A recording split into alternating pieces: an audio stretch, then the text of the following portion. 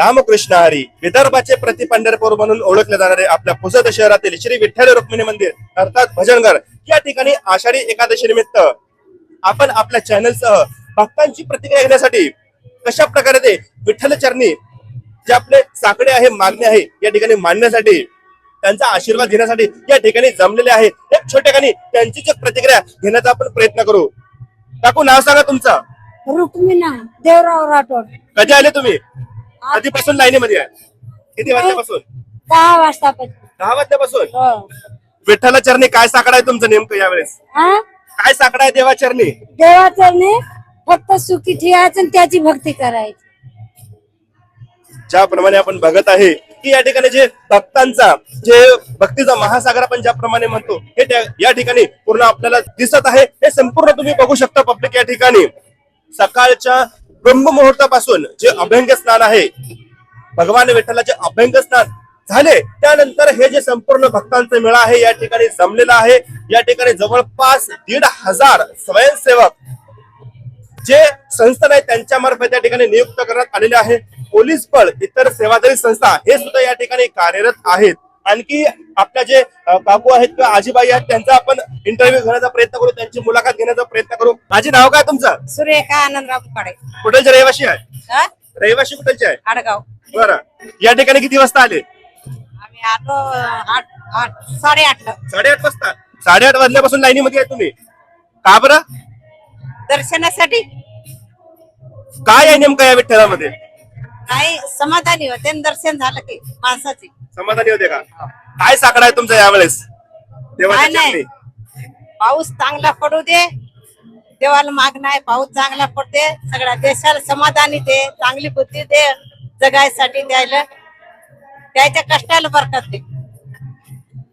ज्याप्रमाणे बघत आहे जे प्रत्येक जण जी त्यांची इच्छा आहे की प्रत्येकाचं भलं होऊ दे, आपल्या बरोबर इतरांचंही भलं व्हायला पाहिजे. जे बळीराजा आहे, कुठेतरी जे पाऊस पडत नाही आहे त्यामुळे तो संकटात आलेला आहे, त्यांना सावरण्यासाठी पाऊस झाला पाहिजे अशा प्रकारचे साकडे आहे ते विठ्ठल चरणी मागण्यासाठी या ठिकाणी जे भक्तगण आहे ते आलेले आहे. आता आपण जे आपले दादा मंडळी आहे त्यांच्याकडे वळण्याचा प्रयत्न करू. नेमकं ते किती वाजल्यापासून या ठिकाणी आलेले आहे आपण त्यांच्याकडून जाणण्याचा प्रयत्न करू. दादा, तुमचं नाव काय? साई एचकुलवर. कुठलचे रहिवासी आहे? पुसद. पुसद. काय या वर्षीचं तुमचं देवाचरणी काय मागणं आहे? बस पाऊस चांगला पडो आणि शेती व्यवस्थित हो. शेती व्यवस्थित हो. काय करता तुम्ही? शेतकरी आहे. शेतकरी आहात. भक्तांची प्रतिक्रिया घेत असताना ज्याप्रमाणे मी तुम्हाला म्हटलं होतं की विदर्भाचे प्रति पंढरपूर म्हणून आपल्या पुसद शहराला ख्याती प्राप्त आहे. फक्त पुसद शहर आणि तालुक्यातील भक्तगण हे आपल्या पुसद शहरामध्ये येत नाही तर संपूर्ण विदर्भातून आणि विदर्भाच्या बाहेरूनही भक्तगण या ठिकाणी येतात. आता ज्याप्रमाणे म्हटलं होतं जवळपास 1,500 सेवाधारी जे मित्रमंडळ आहे या ठिकाणी संस्थांमार्फत कार्यरत आहे. त्यामधलेच आपले एक दादा आहे, यांच्याकडून अशी माहिती मिळाली की हे परतवाड्यावरून आलेले आहे. आता नेमकं किती वर्षापासून या ठिकाणी सेवा देतात आणि कशा प्रकारे विठ्ठल चरणी आपली सेवा देतात संपूर्ण माहिती त्यांच्या मार्फतच घेऊ. दादा, तुमचं नाव सांगा. जय माऊली. माझं नाव अनिल विनोदराव डवले. माझा फ्लेक्स प्रिंटिंग आणि अॅक्रेलिकचा व्यवसाय आहे. माझा म्हणजे जवळपास मी 20 वर्ष झाले मला या फील्डमध्ये अॅक्रेलिक मध्ये.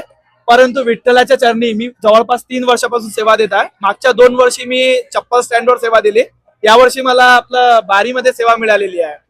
आणि खरंच त्याची भक्ती किंवा त्याची जी शक्ती आहे ती भक्ताला ओढून घेते. माझा यावर्षी यायचा अजिबात विचार नव्हता, परंतु त्याच्या भक्तीमुळे मी इथे आलेलो आहे आणि यावेळेस सुद्धा त्यांनी मला सेवेचा मौका दिलेला आहे.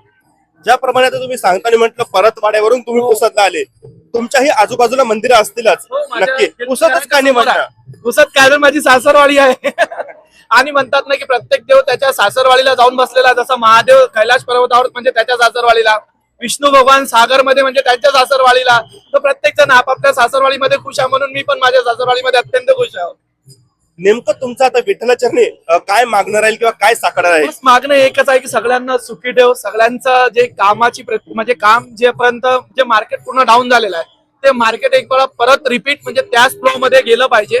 म्हणजे पाऊस पाणी नित्य पडला की शेतकरी आणि बाकी कास्तकार आणि व्यापारी वर्गांचा व्यवसाय सुरू होईल. बस एवढंच मागणं आहे, बाकी काही नाही. एक शेवटचा प्रश्न, तुम्ही किती वाजल्यापासून या ठिकाणी सेवा देत आहात आणि किती वाजेपर्यंत सेवा देणार आहात? मी सकाळी 7 वाजतापासून इथे आणि रात्री 11 पर्यंत सेवा देणार आहे. मागच्या 2 वर्षी पण मी सकाळी 7 ते रात्री 11:30 पर्यंत सेवा दिली आहे.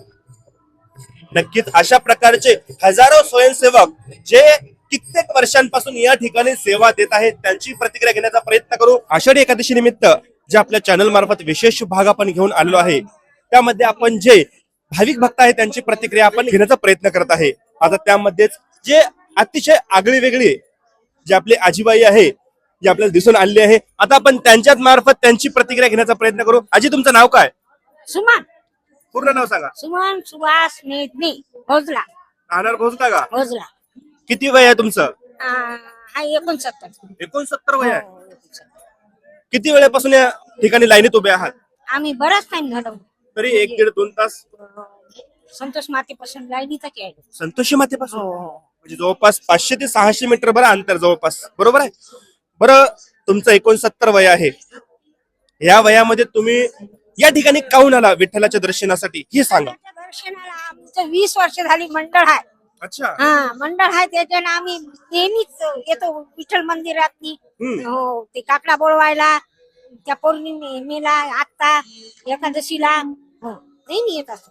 बरं, महत्वाचं म्हणजे तुम्ही घरी राहूनही विठ्ठलाचं दर्शन मनोभावे घेतलं असतं, इथंच येण्याची गरज का पडली नेमकं तुम्हाला? आवडच मोठी भारी बरं का. आवड आवड आवड आवडच. नाही तर असं शुगर आहे, सोडीची शुगर आहे, थायरॉइड आहे, बीपी आहे, तरी बी एवढं असून सन्या आवडच, येण्याचीच आवड आहे.